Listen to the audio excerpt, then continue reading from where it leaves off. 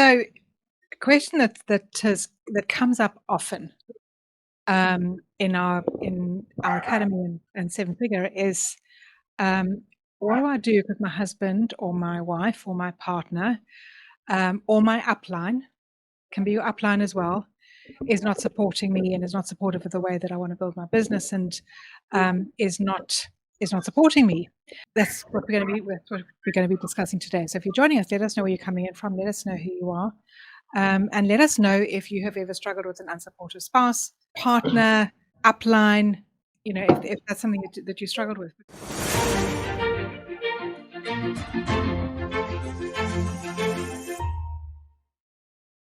Honestly, there's an easy fix. Okay.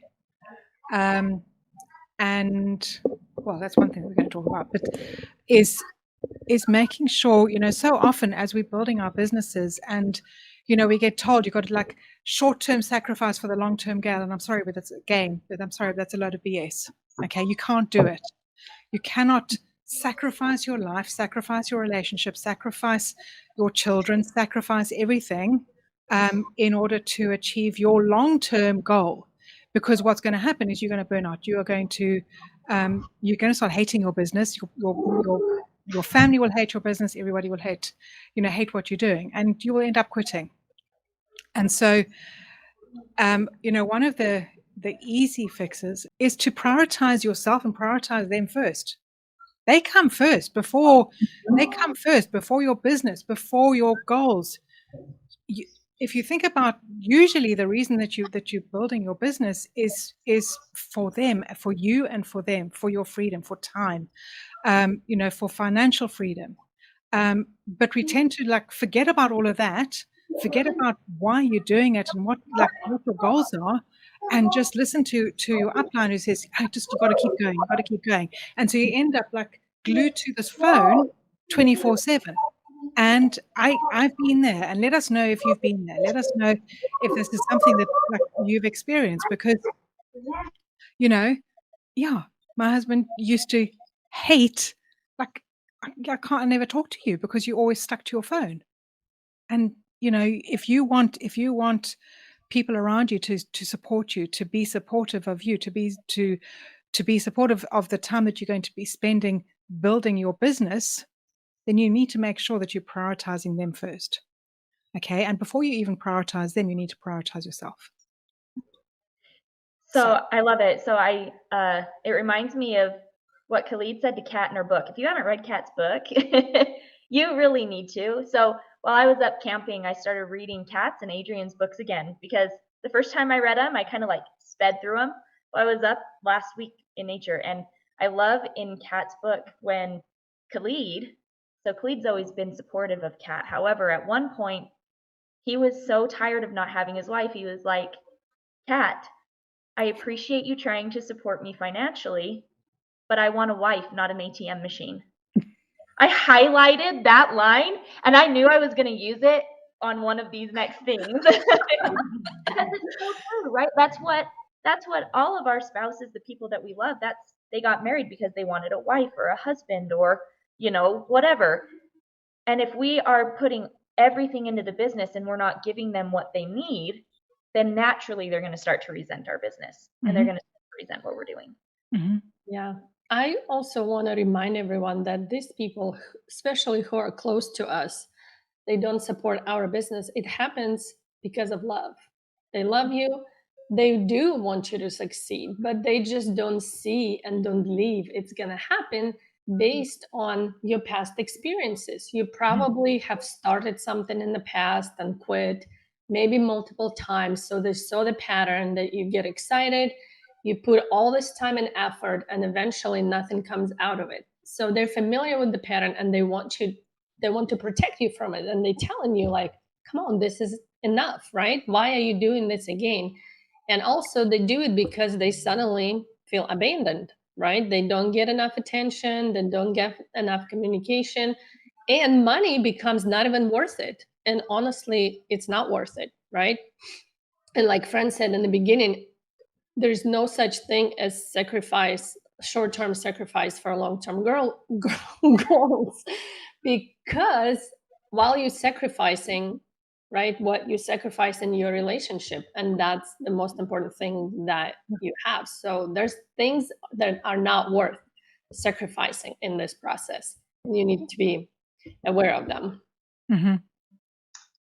I think too, from my own experience and then watching other people go through an experience of when you're leveling up in your growth, because in the beginning, right, a lot of that's like very true. Then there's also entrepreneurs who, have had some success, right? And then now it's like, okay, I'm stepping into bigger shoes, to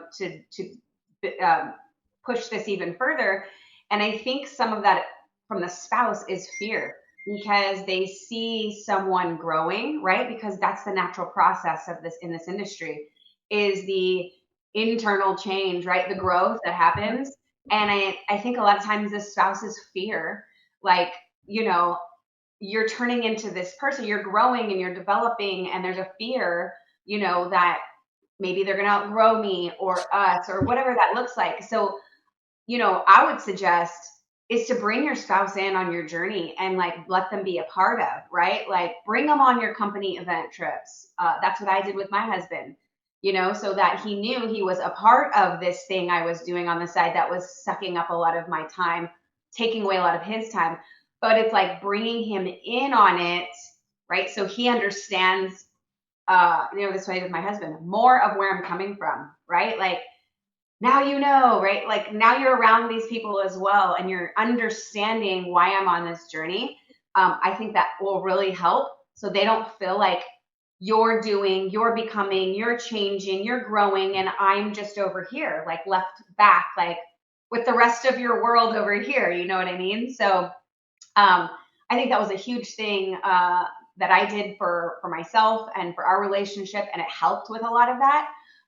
He knew the relationships I was building and the people, right? So it was like it wasn't kind of just me by myself doing this. So that totally helped. And then the results, right? Getting the results is really, what kind of helps that process as well. And I'm not saying you have to have results for them to come around, but make them a part of your life, right? Make them a part of this journey with you. And I get sometimes, you can't afford to bring a spouse along the way, but at least bring them in, in on what happened on your training today, right? Like where you're at, what are your goals for the month, for the next 6 months, for the next year, and let them feel a part of this journey that you're going on instead of them thinking, and then they go into fear and then they feel threatened, right? But they're doing it all out of love because they do love you, like what Kat said. But there's that fear of you're going to outgrow me, Mm-hmm. you're going to outgrow me and I'm left behind. So bring them in on your journey with you. And actually, we had someone share, an experience at one of our workshops. And there was this fear of all these things happening. And it was like, have you said this stuff to your husband? Right. And it was, in fact, Carrie was like, working with this student in our workshop. And she was like, no, because she created all these, like, what if he does this? What if he does this? What if he doesn't like that? All these things like she had built up in her head. And her homework was to go home and have this hard conversation, bring him into the world, what she's feeling, all this stuff. And guess what? It was an amazing conversation and it was nothing like she was building up, right? And then it totally helped everything for her and her business. And it was like this weight lifted off her shoulder, that this baggage that she let go. So anyway, bring your husband in on the journey with you, or your wife, or whatever, right? Whatever spouse it is that you have. Yeah, and having that conversation heart to heart is very important. I remember I had to have that conversation, but a lot of times we wait until that negative energy builds up and, the conflict already there. We have, that judgment towards each other. You don't understand me. You don't support me.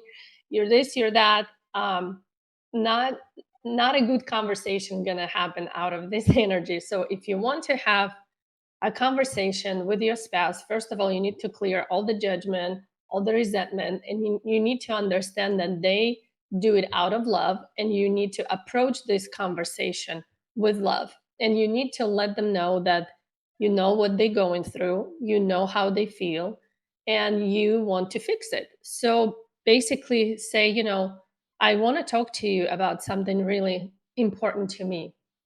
Do you have time right now, or when do you have time? If some things are on the way, set a time aside and have that conversation in a very loving and understanding environment. So first of all, when you make them feel like they're important to you and their feelings important to you, and you're willing to compromise something, right, in order to make it work. So I remember I had that conversation with Khaled, and I told him, listen, what I'm doing is really important to me. Like, I can't quit just because you're mad. I wish I could, but I'm not doing it for the money. At that point, I already realized that I'm doing it for me. And I said, if I'm going to quit, like, piece of my soul is going to die. And I'm going to regret it for the rest of my life. I just told him exactly how I felt. And I said, I can't quit at this point, even though it would be easiest thing. And I dream about quitting so many, so many times. So, and I really just had that conversation. I said, listen, I'm going to honor, time where there will be no phone and no computer and no checking notifications, where I will be 100% present with you and the kids. And I honored that time. And I also said there will be time where I will be sitting at the computer. I might have meetings, I might have just work needs to be done. And no matter what, it has to be done. And I don't want to have those judgy looks or comments or whatever. You just have to understand that this is like work, right? I hired myself to do this work. And for 2 hours a day, that's what I'm going to be doing. And I would appreciate if, no one Mhm. me or interrupts me. But it's important also to honor those promises that you gave them, to be 100% present with them. Yeah. And also, it's going to make you feel not guilty that you're spending time working, because you already gave them that time, your presence and your attention. You fulfilled your promise. Now, kind of like they have to fulfill theirs. So that's how I did it. And it paid off.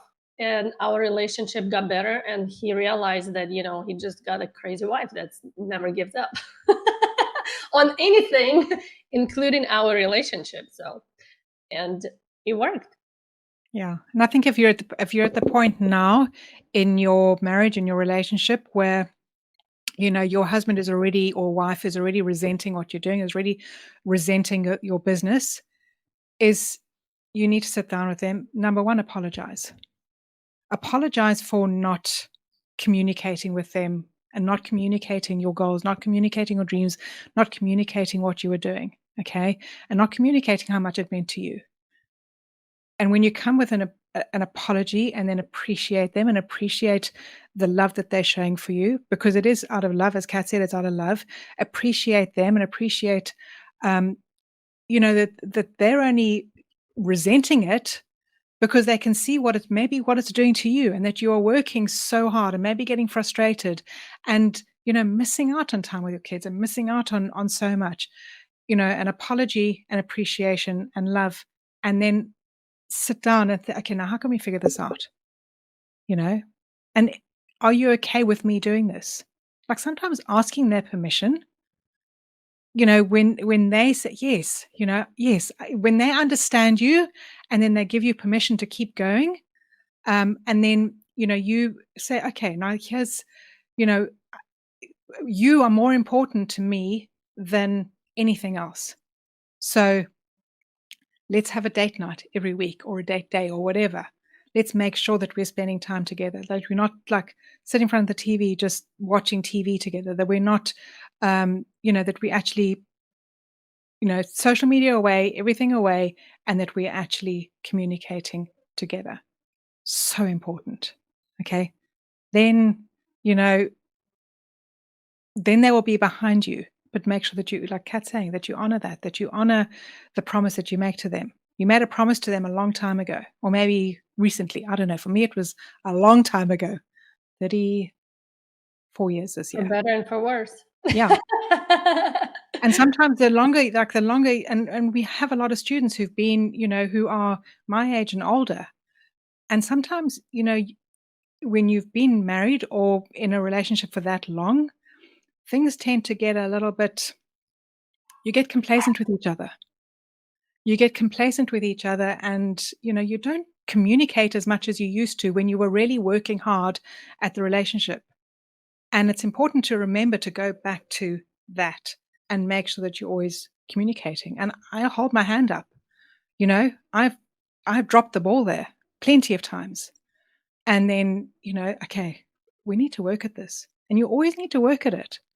I was listening to a coaching call a while back, and you see couples who are married, for 5 years and blissfully happy, and you see couples who married and they're celebrating they're celebrating maybe their 50th, 60th wedding anniversary. And yes, they've been together a long time, but are they happy?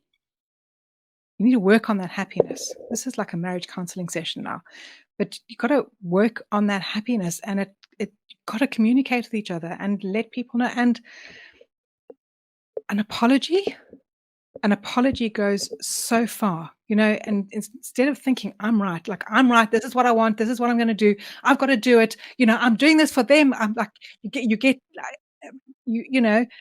this is what I'm doing. I'm working so hard, all for you, so that you can quit, so that we create this financial freedom, instead of coming from a place of love and appreciation and apology, and then figuring it out. They see us stressed and having anxiety, and you need to share the positive sides too, and share the wins. And yes, share the wins. Share the wins that you're seeing along the way, so they can see, oh, okay, all right, things are working. This is working. They don't just want to see the money coming to the bank. They actually want to see the wins. They want to see that you're happy. Okay, that's more important to them than anything else. Normally, that you're happy. That you're happy in what you're doing. Every situation is going to be different, because every relationship is different, but just make them feel important more than your business and what you're doing, and explain why you're doing this, like Adrienne said, and take them on that journey with you. If you don't want to share everything and every detail, I didn't share all the details, just the important ones, and I didn't used to take him on company events because someone had to watch the kids. Couldn't do it. But at some point, I think I did take him on the cruise where he saw all the people who just as crazy as I am. And they're normal people just like us. And yeah, he said, I think we can do it. That was the key change in the conversation, from you can do it, we can do it. And honestly, without his support, I wouldn't be able to do everything that I've done. He let me quit my job because I remember I came up with the idea. I wanted more time to spend on my business and get rid of that income that my job was producing. That's like the craziest, scary thing ever. And I came to him for the support because I was scared to death. Like, I would not be able even to make that decision alone. Like, I needed someone to say, hey, you can do it, and I got your back. And that's exactly what he did. And for almost 2 years, we were living on one salary. We had to cut back so many things and to sacrifice even more things. But without his support, not even financial support, but just emotional, right, and mental support, and believing in me, that's the only reason why I could do what I've done. So it's very important to have your partner on board with you. So we have an incredible training, Unleash Your Inner Badass, that is at a ridiculous price. Okay, it is ridiculous. Probably for another week, it'll be at that price. So if you want to step into your badass, if you want to unleash, the badass that is inside of you, and get past all the limiting beliefs that are keeping you stuck, and get past, all the crap that you tell yourself every day, go to that link and apply to join our course. It will change your life. I can tell you that for sure. So I would love to hear what your biggest takeaway has been from today. What What has been your biggest takeaway? How are you feeling now? And if this is something that you're going to work on, I want to hear, like, what are you going to commit to do? When are you going to have this conversation? Okay. When are you going to do it? And then let us know if you're in Academy 7-figure, let us know when you've done it. We want to hear that you've done it. Okay. And how it feels. Awesome. So until next time, are we doing one next time? Why not? Yeah. It's going to be a surprise one. It's going to be a surprise. Yeah, it's gonna be interesting. It'll We'll be an we'll interesting do one. something badass. Next week. We'll see you all next week. Until then, yeah, go and have that conversation. Bye, guys. Bye, everyone.